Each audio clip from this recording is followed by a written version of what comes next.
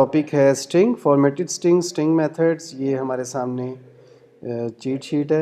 इसमें सबसे पहले स्ट्रिंग को हम लिखेंगे, सिंगल कोटेशन में भी चल जाती है और डबल कोटेशन में, तो मैं आपको प्रैक्टिस करके दिखाता हूँ।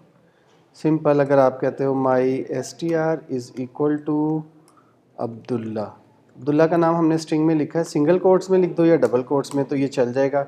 अब मैं प्रिंट करूँगा तो माई str लिखूँगा तो ये लिखा हुआ आ जाएगा। एंटर योर मार्क्स, इसको हम करते हैं ख़त्म, इसका काम ख़त्म हो गया है। अब इसको दोबारा चलाते हैं, स्टॉप एंड रीरन। अब्दुल्ला लिखा हुआ आ गया। अब मुझे अब्दुल्ला के करैक्टर, पहला करैक्टर चाहिए 0, 0 लिखूँगा तो ए लिखा हुआ आएगा, क्योंकि स्ट्रिंग के 0 पे क्या पड़ा हुआ है, ए, और 1 पे बी है। इसी तरह एच पे अगर मैं 7 करूँ तो क्या लिखा हुआ आएगा, एच आ गया। अगर मैं 8 करूँ तो अब्दुल मोहित क्या आना चाहिए, एक्सेप्शन आनी चाहिए ना। ये एक्सेप्शन होती है, मैं आपको साथ साथ बता रहा हूँ, ठीक है। इसको आप एरर कह लो, आम जुबान में एक्सेप्शन कह लो।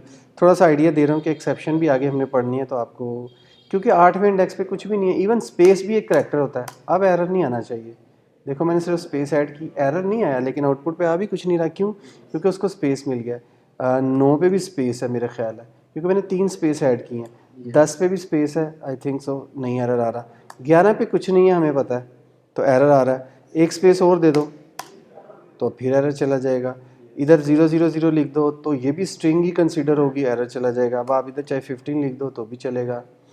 अब आप चाह रहे हो कि पूरा अब्दुल्ला लिखना है, इस सारी स्ट्रिंग में से अब्दुल्ला चाहिए, तो 0 से लेके 0, 1, 2, 3, 4, 5, 6, 7, तो 0 से लेके 7 तक है ना, 0:7 लिखो तो देखो आता है।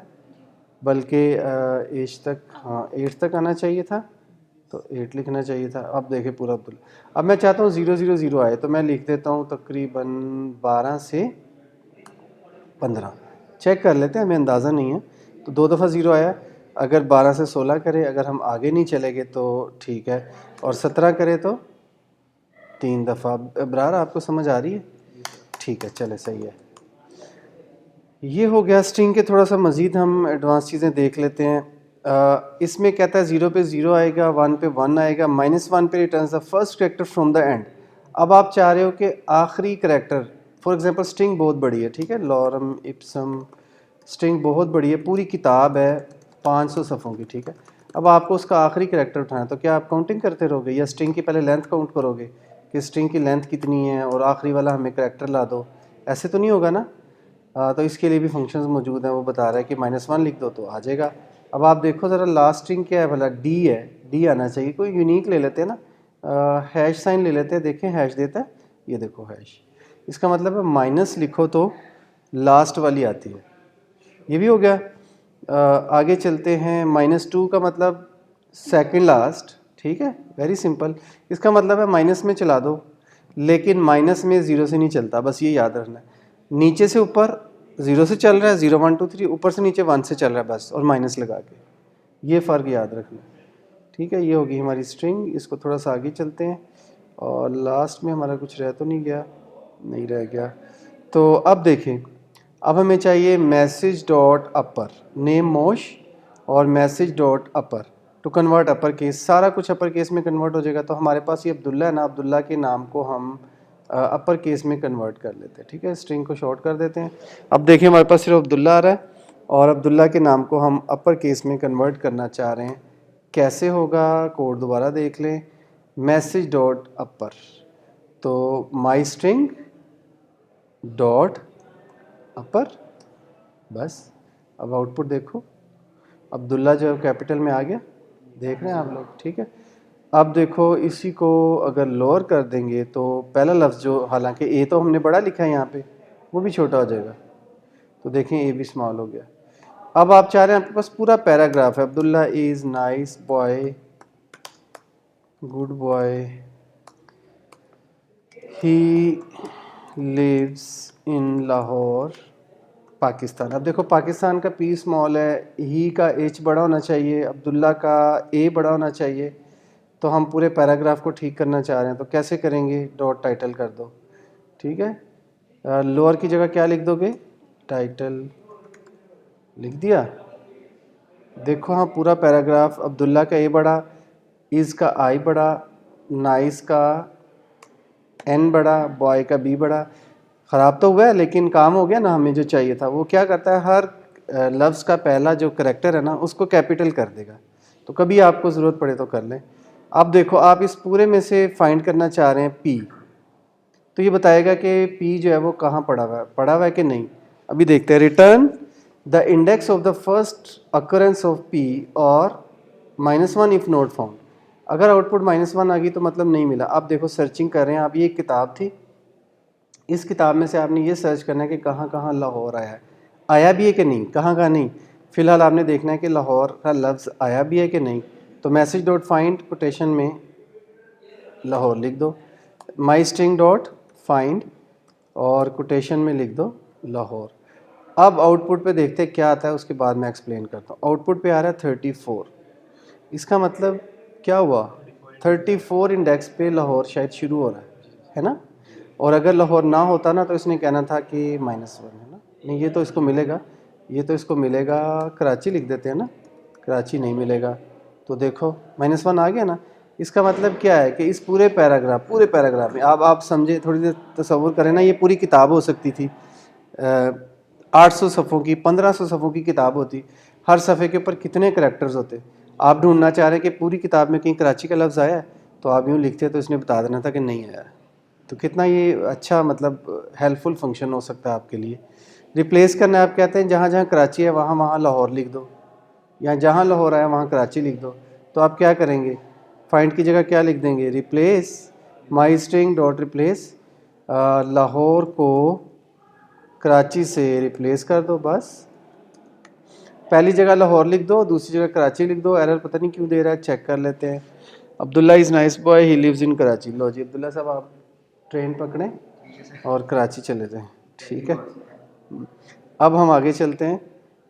तो अब क्या कहता है, to check a string character we use in, ठीक है, to check if a string contains a character. ये हम वैसे देख चुके हैं, लेकिन इस तरह भी कह रहा है, कंटेन्स का भी हो सकता है। चलें थोड़ा सा आगे चलते हैं। अगर हम अपनी कोड आउटलाइन को देखें तो शायद इसमें भी अर्थमेटिक ऑपरेटर्स वगैरह ही है ना।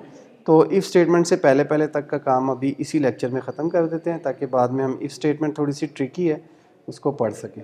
तो अर्थमेटिक ऑपरेटर्स ये हैं, इसमें एक नई चीज़ है, वो है डबल स्लैश। तो ये भी पाइथन का कमाल है कि इसमें इन्होंने 2 ऑप्शंस दे दी।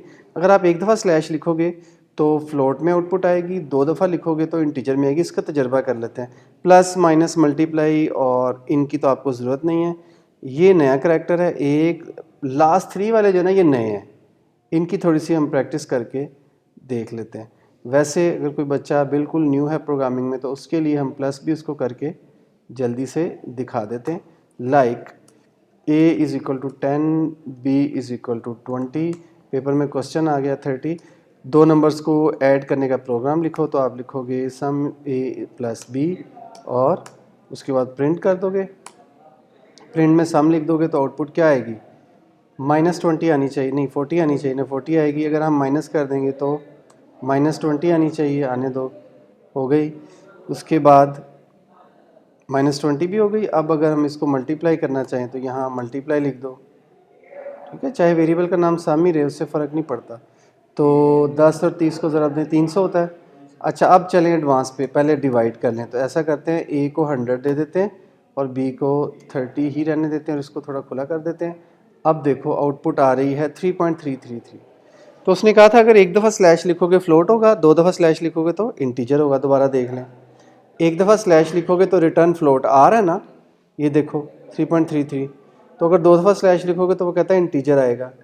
तो देखो ज़रा 3 आ रहा है, 0.33 जो है ना वो स्किप हो गया। अब देखें अगेन पाइथन के फ़ायदे साथ साथ हम डिस्कस करेंगे। ये पाइथन में चूँकि आपको हैवी किस्म की न्यूमेरिकल कंप्यूटेशंस करनी होती हैं, सम टाइम आपको एग्जैक्ट आंसर फ़ायदा दे रहा होता है 3.33। सम टाइम आप कहते हैं यार पॉइंट से आगे वाली को इग्नोर करना है, तो फिर ये कर लो, बजाय इसके कि आप एक नया फंक्शन यूज़ करोगे जो पहले गूगल पे जाके सर्च करोगे कि क्या कोई ऐसा फंक्शन है जो पॉइंट के बाद वाली वैल्यू इग्नोर करता है, तो फिर ढूंढोगे। तो पाइथन ने साथ ही दे दिया। रिमाइंडर ये वैसे कॉमन है, सी में भी जावा में बहुत कॉमन फंक्शन है, लेकिन हम देख लेते हैं। तो हम देख लेते हैं कि रिमाइंडर का फंक्शन किस तरह से वैल्यू रिटर्न करता है। तो ये है रिमाइंडर, अब देखो a को b पे डिवाइड करें तो रिमाइंडर क्या आना चाहिए, 10 नहीं 10 आना चाहिए, मेरा ख्याल है 10 आना चाहिए, 10 आ रहा है, ठीक है। रिमाइंडर क्या होता है, अगर इंग्लिश में आपने पढ़ा, अगर उर्दू में मैथ पढ़ा तो जो बच जाता है वो रिमाइंडर होता है। 5 को 2 पे तकसीम किया, 2 दूनी 4, बचा क्या 1, तो ये रिमाइंडर होता है। तो ये वैसे कॉमन है, ये कोई नई चीज़ नहीं है। डबल स्टेरिक मैंने पहली दफ़ा देखा है, इसको देख लेते हैं। Exponential x double asterisk y x to the power of y, ठीक है, x to the power of y। चले स्मॉल करके देखते हैं ना ज़रा, x को कर a को करते हैं 2 और b को करते हैं 3, तो double asterisk 2 raise to power 3 बनता है, इसका मतलब है 8 आना चाहिए, या फिर 3 की पावर 2 9, तो 8 ही आया। Very simple, 2 raise to power 3, 2 double asterisk b 2 raise to power 3, तो ये हो गया। इसके अलावा वैल्यू जमा करनी है, x प्लस इक्वल टू 10 भी हो जाता है। इसके अलावा प्रेसिडेंस एक दफ़ा देख लेते हैं, उसके बाद ख़त्म करते हैं। सबसे ज़्यादा प्रेसिडेंस कॉमन सी बात है, मैथमेटिक्स में भी आप पढ़ते हैं, ब्रैकेट की, ब्रैकेट सबसे पहले हल होती है ना, प्रेसिडेंस इसको कहते हैं, जिसको नहीं पता। पैरेंथेसिस मतलब ब्रैकेट, छोटी ब्रैकेट। उसके बाद एक्सपोनेंट मतलब पावर, a की पावर b, मल्टीप्लिकेशन डिवीजन, उसके बाद एडिंग, एडिशन और सब्ट्रैक्शन, ठीक है। तो आज हम इतना ही पढ़ेंगे, आगे हम इफ स्टेटमेंट, फॉर लूप और वाइल लूप पढ़ने जा रहे हैं।